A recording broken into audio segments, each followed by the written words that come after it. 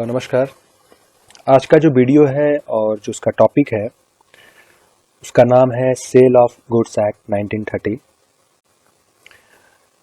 ये एक्ट 1 जुलाई 1930 को इनेक्टेड हुआ था। ये पूरे इंडिया के लिए एप्लीकेबल है। पहले ये जम्मू कश्मीर में एप्लीकेबल नहीं था, लेकिन 370 के हटने के बाद ये अब पूरे इंडिया में एप्लीकेबल है। इस एक्ट के अंदर 66 सेक्शंस हैं जो कि डील करते हैं या सेटल करते हैं उन सारे इशूज़ को जो किसी सामान को खरीदने या बेचने के लिए बनाए गए कॉन्ट्रैक्ट या एग्रीमेंट से रिलेटेड होता है या फिर उसको बनाने के क्रम में अराइज होता है। तो दोस्तों, इस एक्ट को सही तरीके से और ज़्यादा जानने के लिए हमें सबसे पहले ये जानना होगा कि कॉन्ट्रैक्ट, एग्रीमेंट और सेल क्या होता है। क्योंकि आप जैसा कि यहाँ पे देख रहे हैं, जो मैंने सेकंड पॉइंट लिखा है उसमें है कि the act basically deals with the issues which arises in the formation of contract और agreement for sale of goods. तो आइए हम जानते हैं इन तीनों के बारे में। Every agreement which create a legal obligation and rights between parties is known as contract. जब दो पार्टी किसी काम को साथ में करने के लिए कोई करार बनाते हैं और जब उस करार को पूरा करने के लिए पार्टीज के ऊपर कानूनी बाध्यता होती है, मतलब लीगल ऑब्लिगेशंस होता है, तो उसे कॉन्ट्रैक्ट कहा जाता है। उसी के साथ जो एग्रीमेंट है उसका मतलब होता है एवरी प्रपोजल और offer when accepted becomes an agreement और प्रॉमिस। जब कोई किसी काम को साथ करने के लिए अपनी मंशा किसी दूसरे के सामने प्रस्तुत करता है या जाहिर करता है और जब सामने वाला उस काम को करने के लिए अपनी स्वीकृति देता है तो उसे एग्रीमेंट कहते हैं। दोस्तों, मैंने पहले एक वीडियो बनाया है कॉन्ट्रैक्ट के ऊपर, जिसमें मैंने कॉन्ट्रैक्ट और एग्रीमेंट के बीच में क्या डिफरेंस है और ये क्या होता है इसके बारे में काफ़ी डिटेल्स उसमें डाले हैं। तो मैं उसका लिंक इस वीडियो में शेयर कर दूंगा, आप चाहें तो उसे देख सकते हैं। इसके साथ ही हमें जानना होगा कि सेल क्या है। Sale is a process of transferring ownership of goods by seller to buyer against a certain price. मतलब जब कोई बेचने वाला या विक्रेता जब किसी खरीदार को किसी सामान का स्वामित्व प्रदान कर देता है या ट्रांसफर कर देता है तो उस पूरे प्रोसेस को सेल कहते हैं।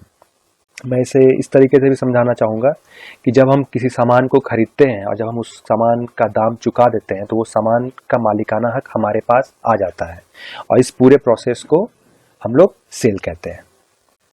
हम लोगों ने पिछले स्लाइड में देखा कि कॉन्ट्रैक्ट क्या होता है, एग्रीमेंट क्या है और सेल क्या है। तो उसी के बेसिस पे मैं आपको बताना चाहूँगा कि contract of sale of goods क्या होता है। तो according to the section 4 of the act, a contract of sale of goods is a contract or stipulation on which a seller transfers or agrees to transfer the property or ownership of goods to buyer for a price। मतलब जो contract of cell है ये उस करार को या उस शर्त को कहते हैं जिस शर्त पे जो सेलर है या जो विक्रेता है वो सामान के खरीदार को सामान का स्वामित्व ट्रांसफर करने के लिए तैयार हो जाता है, या हम ये कह सकते हैं कि मालिकाना हक ट्रांसफर करने के लिए तैयार हो जाता है। उसी को contract of sale of goods कहते हैं। इसके साथ ही जो सेल ऑफ गुड्स होता है वो दो तरीके का होता है। पहला एब्सोल्यूट सेल, दूसरा एग्रीमेंट टू सेल। तो हम नेक्स्ट स्लाइड में देखेंगे कि इन दोनों का मतलब।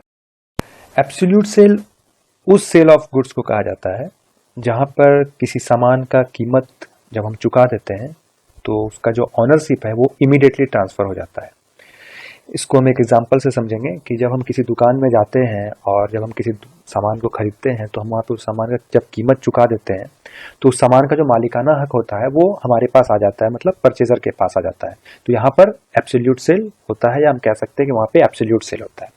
लेकिन एग्रीमेंट टू सेल उस तरीके के सेल को या उस सारे सेल को कहा जाता है, सेल ऑफ गुड्स को कहा जाता है जहां पर सामान का कीमत चुका देने पर भी जो मालिकाना हक है वो किसी न किसी शर्त के पूरे हो जाने के बाद बायर के पास ट्रांसफर किया जाता है। इसका एक एग्जांपल है, जब हम कोई भी चीज इंस्टॉलमेंट पेमेंट पे खरीदते हैं तो जब तक हम उस सामान का जो आखिरी किस्त है या सामान खरीदने का जो दाम था उसका जो आखिरी किस्त है, जब तक हम उसको नहीं चुकाते हैं तब तक उस सामान का मालिकाना हक हमारे पास नहीं आता है। यहाँ पे कुछ इसेंशियल एलिमेंट हैं जो कि किसी भी कॉन्ट्रैक्ट ऑफ सेल को बनाने के लिए बहुत ज़रूरी है। इसके बिना वो contract of sale of goods जो है वो वॉइड हो जाएगा, वैलिड नहीं रहेगा। उसमें नंबर 1 पर है कॉन्ट्रैक्ट। जैसा कि मैंने पहले भी बताया है कि कॉन्ट्रैक्ट हर उस करार को कहते हैं जिसे पूरा करने के लिए कानूनी बाध्यता हो। तो अगर कानूनी बाध्यता नहीं हो किसी काम को करने के लिए या किसी सामान को खरीदने या बेचने के लिए, तो contract of sale of goods valid नहीं रह जाएगा। इसके साथ ही किसी भी सेलिंग प्रोसेस में 2 लोगों का होना बहुत जरूरी है। पहला बायर, दूसरा सेलर। इसके बिना सेलिंग का जो प्रोसेस है या जो सेल प्रोसेस है वो पूरा नहीं हो सकता। इसके साथ ही कोई गुड्स होना, किसी सर्टेन गुड्स का होना बहुत जरूरी है। किसी सामान का खरीद बिक्री हो तभी contract of sale of goods valid होगा। उसके साथ ही जो भी सामान है या जो भी गुड्स है उसका एक सर्टेन प्राइस होना चाहिए।